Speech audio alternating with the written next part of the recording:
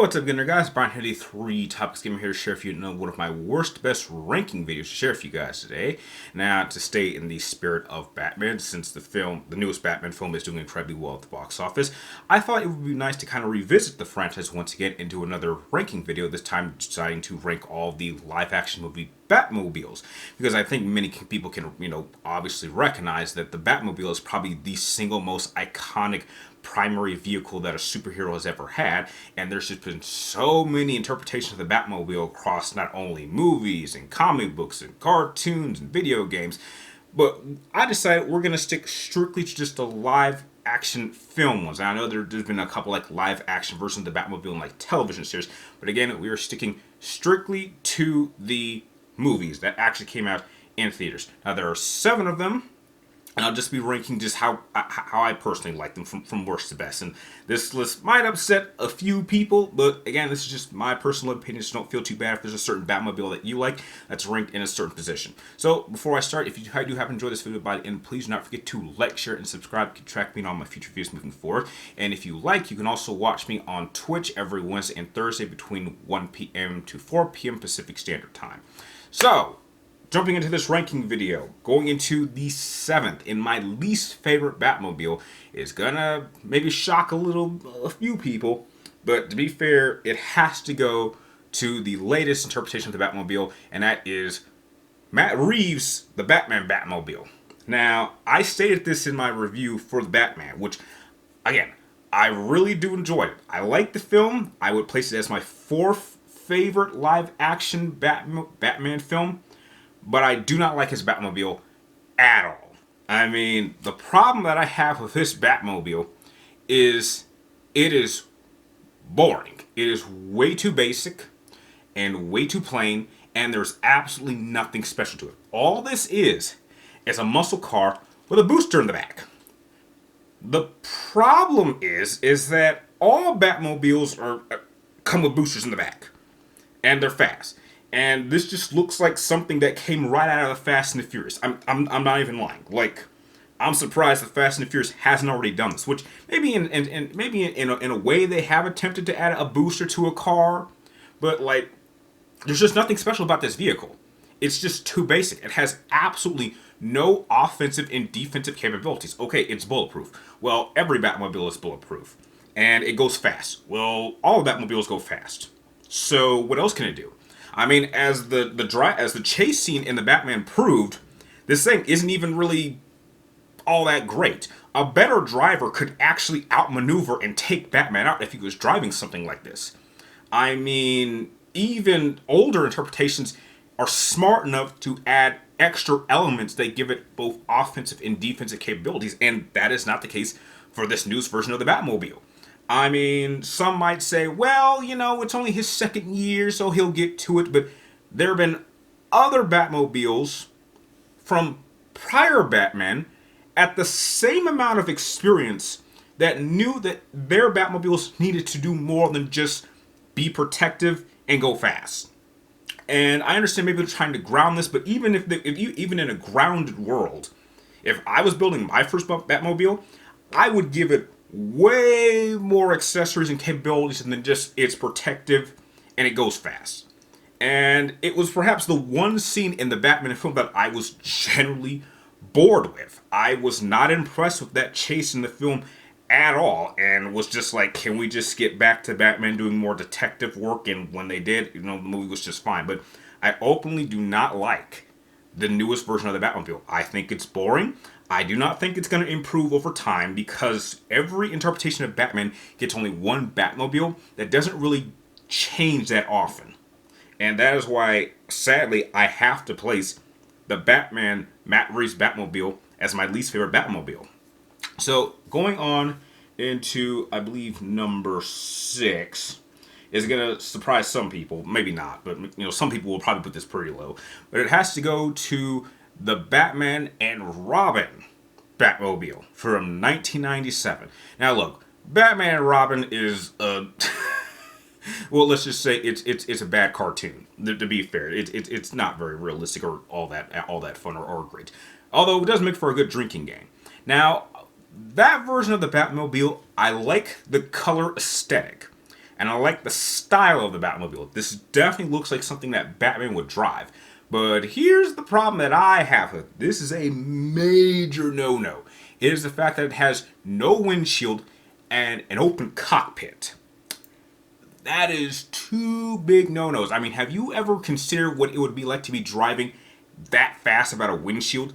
You wouldn't be able to see, so I don't know how Batman is able to even see properly going as fast as that Batmobile can go. And with an open cockpit, he's kind of out there and exposed. I mean, a good sniper, someone like Deadshot, would have a field day taking him out.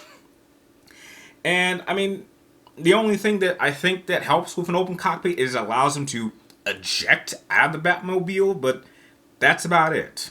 So, he can eject, and that's about it. But overall, open cockpit, no windshield, yeah, those are two major no-nos, which is why I have to give it the number 6 spot on my list.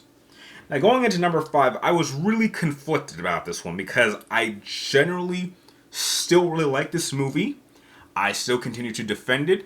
I would still keep it in my top 5 favorite live-action Batman films. I know, despite the fact that a lot of people don't like this film. But number 5 on my list has to go to the Batman Forever Batmobile. Now, again, just like Batman and Robin's Batmobile, this definitely looks like something that Batman would drive. And one thing that I would say this has an advantage over other Batmobiles is it has multiple accessories, which gives it more capabilities. It does have offensive and defensive capabilities. This is the only Batmobile that can actually drive side to side, which is cool, very fast, and probably has one of the coolest scenes that I've ever seen with a Batmobile when it could actually drive vertically up the side of a building. I'm not quite sure how Batman got it down off the roof, but that's beside the point. The problem that I have with the design is really just the main wing from the back. Now, I actually spent a lot of time watching behind the scenes for Batman films. And when I saw the behind the scenes for Batman and Robin, the issue that they were having with that Batmobile is that particular wing in the center, because it's so far back, it wasn't very good at making sharp turns. And therefore, if I'm Batman and I'm driving this thing, not only do I need a lot of open space, I can't be driving next to any other car, otherwise I'm going to hit their car, and that could throw me off.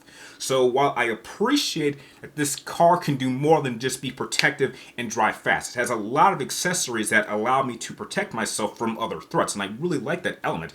But its design is just, it makes it just impractical to actually drive when I need to be around other cars. He was just fortunate that there was no other cars around, but realistically, if I'm Batman driving around Gotham, there's going to be other cars around me, and if I'm in trouble and I need to make sharp turns, this just isn't the best car to be doing that, which is why, sadly, I have to give it the number 5 spot on my list.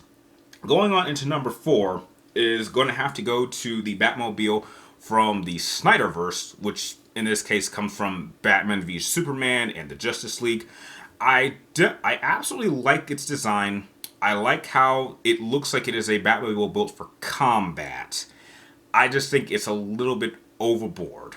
Trust me, I like my Batmobiles having plenty of weapons. I like my Batmobile being able to be practical to drive. I like its overall color design because it's definitely a very cool looking Batmobile. I think the problem that I have with it is it just seems to not carry very good style points. It seems a little bit out there, which in some cases can be a good or bad thing.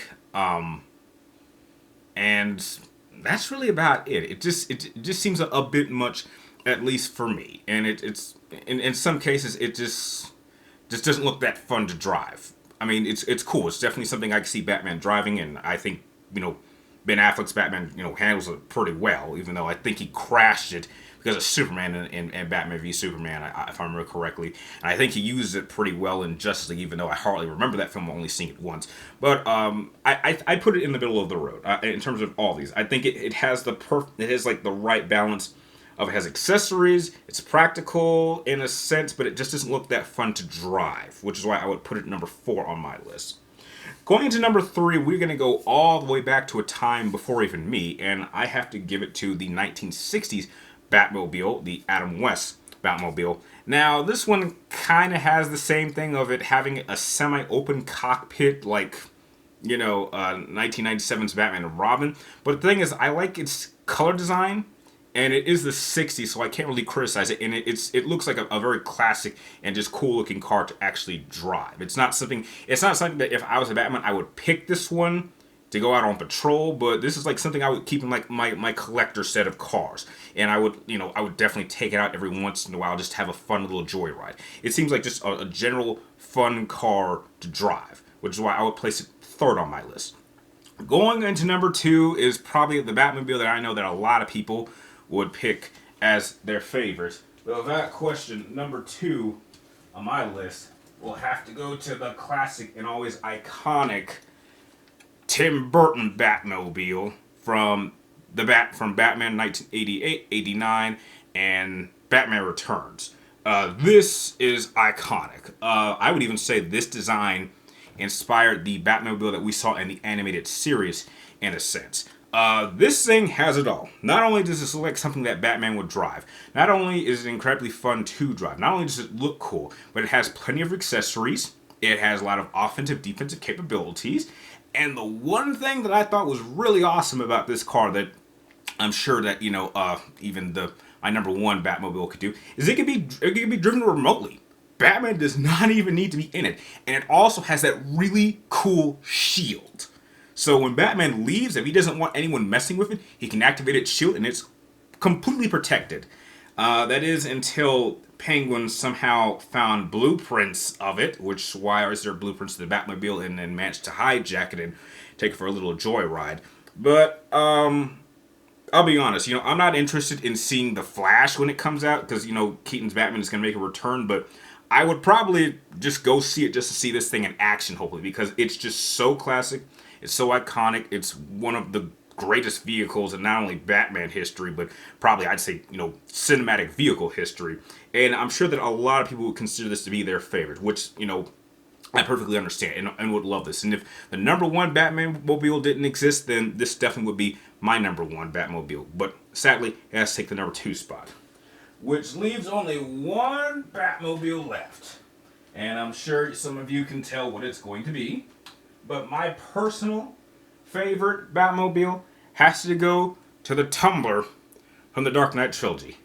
Now, I absolutely love this one. Now, some people think it's ugly, but heck, I don't really care about it. Looks like I don't care that it looks pretty.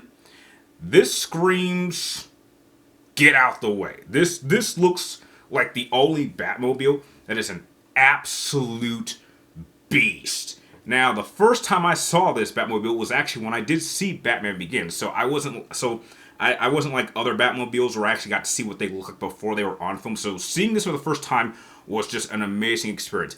Not only is this very practical to actually drive, it has probably the most amount of capabilities out of any Batmobile. Now, some could say that's a little bit unfair because this is supposed to be like a military vehicle, but I think that kind of adds to how practical it is and useful for someone like Batman. This thing has plenty of defensive capabilities. It has offensive capabilities. Its booster actually gets used pretty effectively.